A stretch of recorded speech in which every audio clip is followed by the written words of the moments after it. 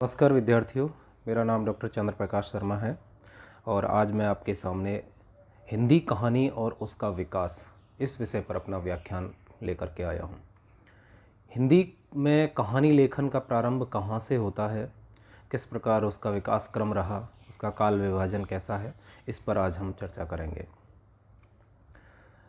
कहानी का तात्पर्य समझना होगा। सबसे पहले हमें कहानी का मतलब कहने से है। यह बहुत ही प्राचीन समय से भारत में एक प्रचलित परंपरा रही है कि किस्सा गोई और कहानी कहना, कथा कहने का जो संबंध है वो भारत से रहा है। भारत में बात कहने की परंपरा बहुत पुरानी है। पहले बात भी कहा जाता था।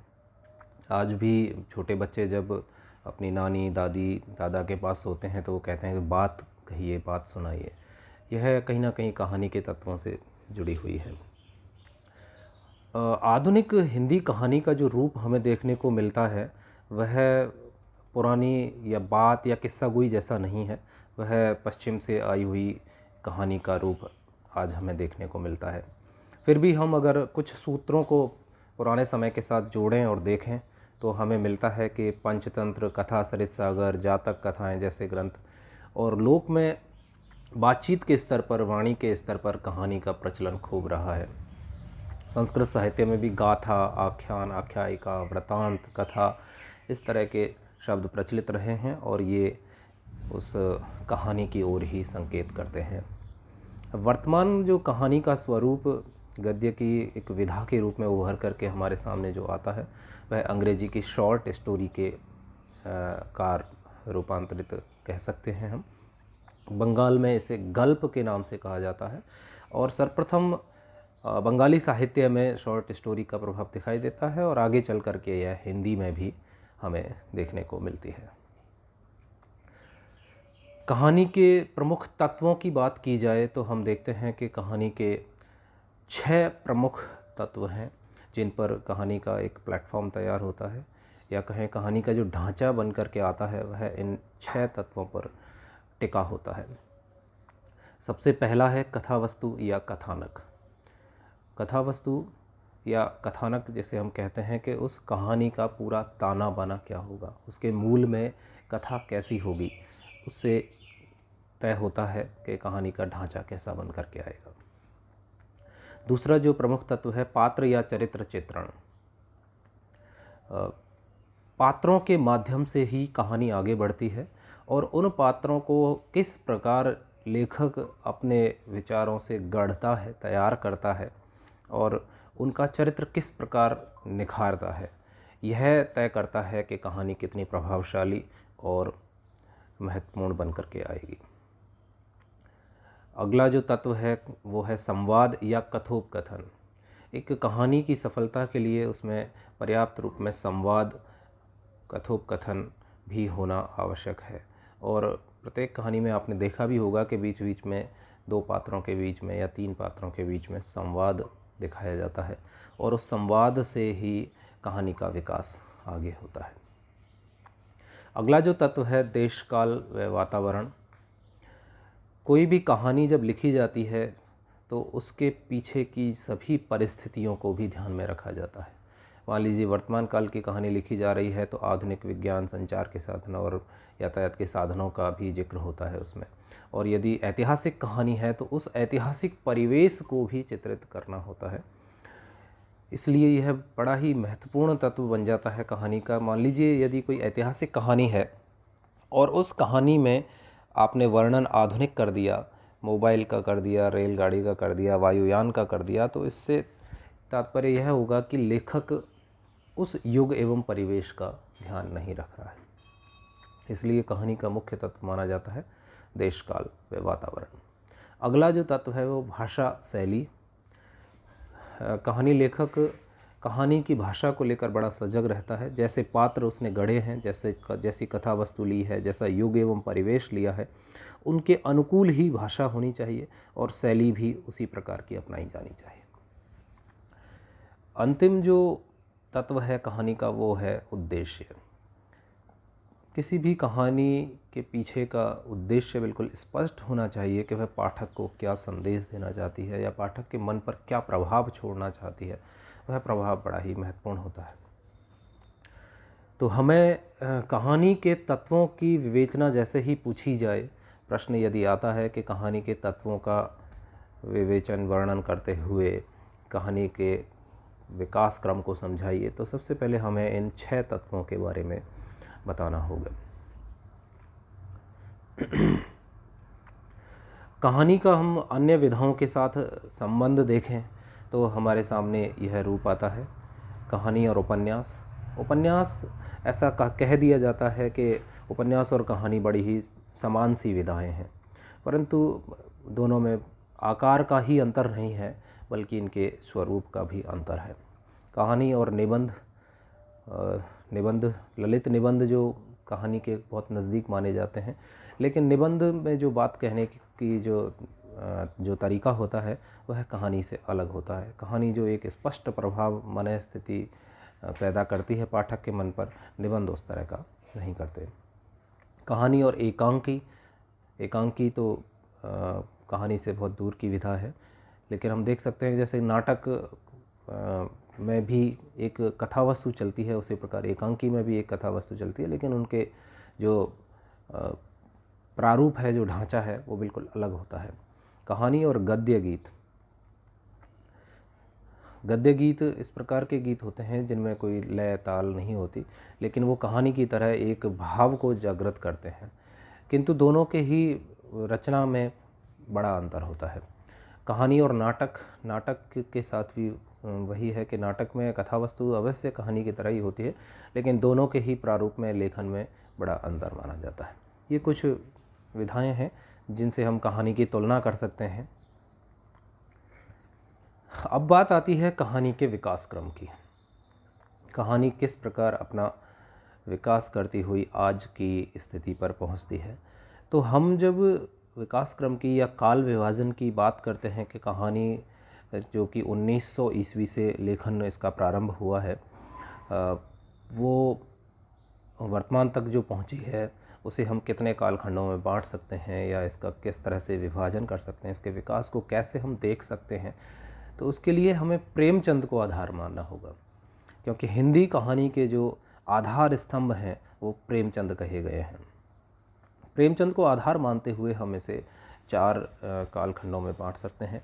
प्रेमचंद पूर्व की हिंदी कहानी, प्रेमचंद युगीन हिंदी कहानी, प्रेमचंदोत्तर हिंदी कहानी और नई कहानी। ये 4 प्रकार के हम भाग इसमें बांट सकते हैं। पहले सबसे पहले जो प्रेमचंद पूर्व हिंदी कहानी जो प्रारंभ होती है उस पर हम विचार करते हुए देखते हैं। पहला जो कालखंड है, इसमें बहुत सारे विद्वानों ने सर्वप्रथम कहानी लिखना प्रारंभ किया, और 1900 ईस्वी के आसपास हम देखते हैं कि एक कहानियों का सिलसिला हमें मिलता है। रानी केतकी की कहानी मुंशी इंसाल्लाह खान ने लिखी। राजा भोज का सपना शिव प्रसाद सितारे हिंद, इंदुमती किशोरीलाल गोस्वामी ने लिखी। दुलाई वाली बंग महिला ने लिखी। एक टोकरी भर मिट्टी माधवराव सप्रे, 11 वर्ष का समय आचार्य रामचंद्र शुक्ल। ये कुछ ऐसी कहानियाँ हैं जो सर्वप्रथम हिंदी की कहानी माने जाने की दौड़ में हमें दिखाई देती हैं। आचार्य रामचंद्र शुक्ल ने इंदुमती को हिंदी की प्रथम मौलिक कहानी माना है, जिसका प्रकाशन 1900 ईस्वी में सरस्वती पत्रिका में हुआ था। ऐसा कहा जाता है, शिवदान सिंह चौहान ने ऐसा माना है कि शेक्सपियर की टेम्पेस्ट कहानी का अनुवाद है, इसलिए इसे मौलिक कहा जाना उचित नहीं होगा, और काफ़ी विद्वानों ने बाद में इसे माना भी नहीं। कुछ विद्वान आचार्य शुक्ल की कहानी 11 वर्ष का समय को पहली कहानी मानते हैं हिंदी की, और कुछ ने 1907 ईस्वी में प्रकाशित बंग महिला की दुलाई वाली कहानी को पहली कहानी माना है। इधर कुछ नवीन अनुसंधान जो निकल कर के आए हैं उनमें यह कहा जाने लगा है कि 1901 ईस्वी में छत्तीसगढ़ मित्र नाम की एक पत्रिका में एक टोकरी भर मिट्टी, जो कि माधवराव सप्रे के द्वारा लिखी गई है, उसे हिंदी की पहली कहानी कहा जाने लगा है। और अब लगभग सभी विद्वान इस पर सहमत भी दिखाई देने लगे हैं। तो प्रेमचंद पूर्व की जो कहानी है वो 1900 ईस्वी से 1915 ईस्वी तक की हमें इसी प्रकार दिखाई देती हैं, जिनमें राधिका रमन प्रसाद की कानों में कंगना, जयशंकर प्रसाद की ग्राम कहानी, ये कुछ प्रारंभिक कहानियाँ दिखाई देती हैं। और अगर कहानियों पर हम विचार करें तो माधव प्रसाद मिश्र की मन की चंचलता, लाला भगवान दीन की कहानी प्लेग की चुड़ैल, वृंदावन लाल वर्मा की कहानी राखी बंद भाई, विशंबर नाथ शर्मा कौशिक की रक्षाबंधन, ज्वालादत्त शर्मा की मिलन और राधिका रमन प्रसाद की कानों में कंगना, ये कुछ प्रारंभिक कहानियाँ हैं जो हिंदी में पहली कहानी होने का दावा करती रही हैं। इसी समय में एक बड़े ही महत्वपूर्ण कहानीकार भी हमारे सामने आते हैं, चंद्रधर शर्मा गुलेरी। उनकी 3 कहानियां हैं, उसने कहा था, सुखमय जीवन और बुद्धू का कांटा।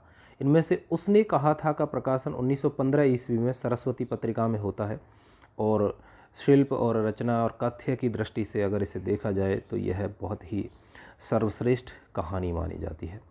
कहानी का जो मूल उद्देश्य है वह आदर्श प्रेम और त्याग को प्रकट करता है, बलिदान के लिए प्रेरित करता है। यह बहुत ही प्रभावपूर्ण कहानी मानी जाती है, जो कि हमारे बीए प्रथम वर्ष के पाठ्यक्रम में भी शामिल की गई है और पहली ही कहानी है। आगे चल कर के इस कहानी को भी हम अच्छे से पढ़ेंगे और इसके प्रश्नोत्तरों सहित इसको समझेंगे। दूसरा जो कालखंड हम कहानी का बांटते हैं वह है प्रेमचंद युगीन हिंदी कहानी, यानी यह प्रेमचंद का समय है जब हिंदी अपने विकास पर है, 1916 ईस्वी से 1936 ईस्वी। प्रेमचंद का पहला जो कहानी संग्रह था सोजे वतन, पहले उर्दू में ये लिखा करते थे नवाब राय के नाम से, उसे 1907 ईस्वी में प्रकाशित हुआ, जो कि स्वतंत्रता की भावना से ओतप्रोत था, जिसे अंग्रेज़ सरकार ने जब्त कर लिया। आगे चलकर वो हिंदी में प्रेमचंद नाम से लिखने लगे और प्रेमचंद के नाम से जो उन्होंने कहानियाँ लिखी वो वास्तव में आज अमर है। उनका पहली हिंदी कहानी पंच परमेश्वर मानी जाती है, जो कि 1916 ईस्वी में प्रकाशित हुई, और अंतिम कहानी 1936 में उनकी कफन प्रकाशित हुई। मुंशी प्रेमचंद ने लगभग 300 कहानियाँ लिखी हैं, जो कि मानसरोवर के 8 खंडों में छपी हुई हैं।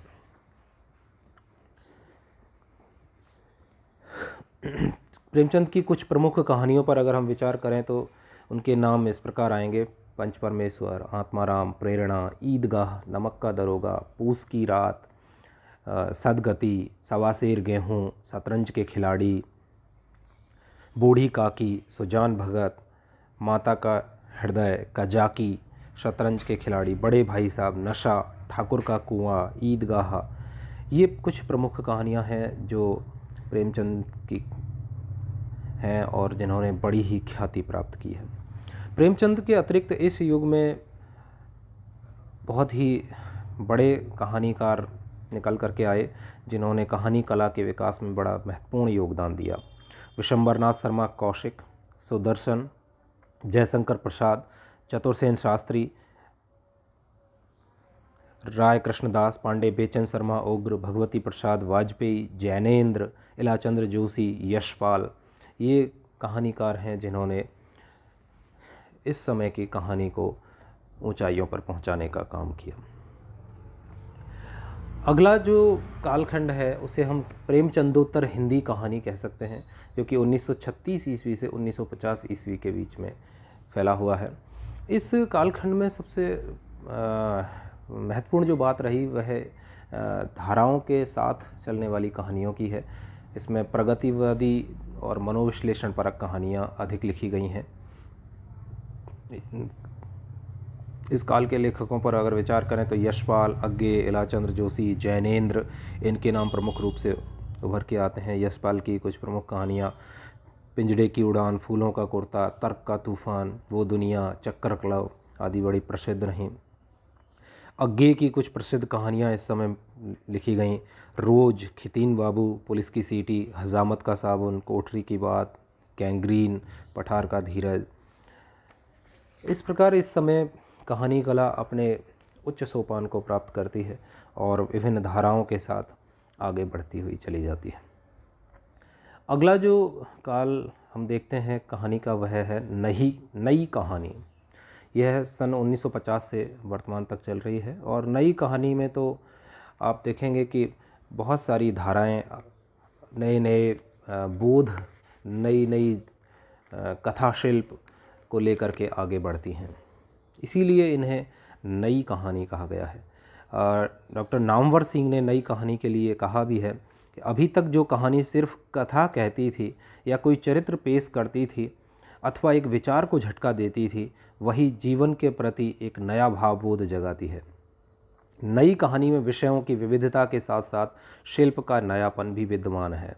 उनमें प्रभावान्विति पर इतना जोर नहीं है जितना जीवन के संश्लिष्ट खंड में व्याप्त संवेदना पर है। नया कहानीकार किसी दार्शनिक, सामाजिक अथवा राजनीतिक विचारधारा से प्रतिबद्ध न होकर विशुद्ध अनुभूति की सच्चाई और विषय की यथार्थता के प्रति प्रतिबद्ध होता है।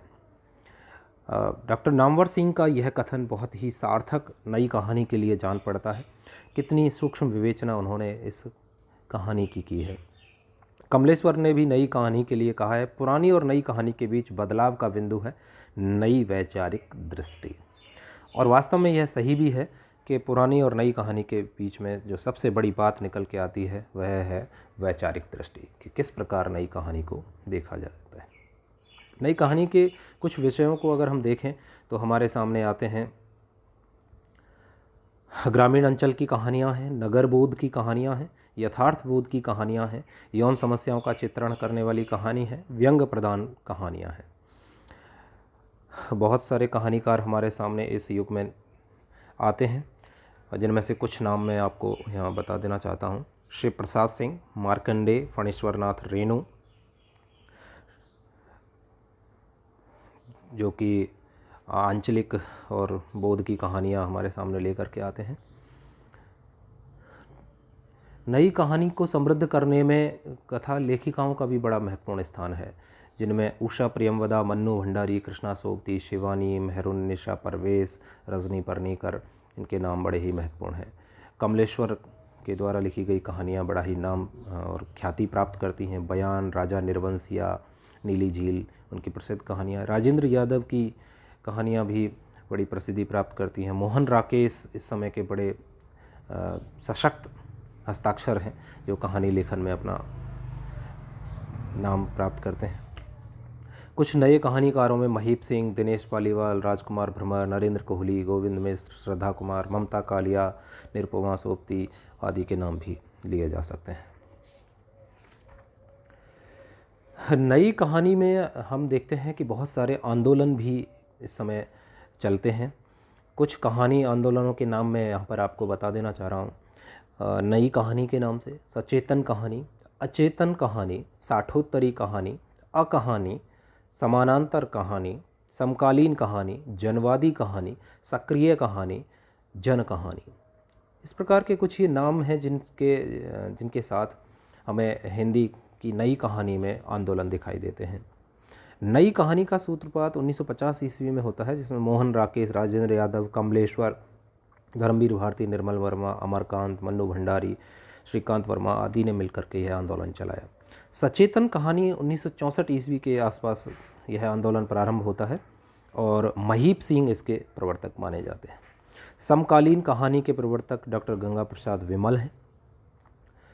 इसी प्रकार अकहानी में निर्मल वर्मा इस कहानी आंदोलन को चलाते हैं और समानांतर कहानी कमलेश्वर के द्वारा यह आंदोलन चलता है, जो कि 1971 के आसपास माना जाता है।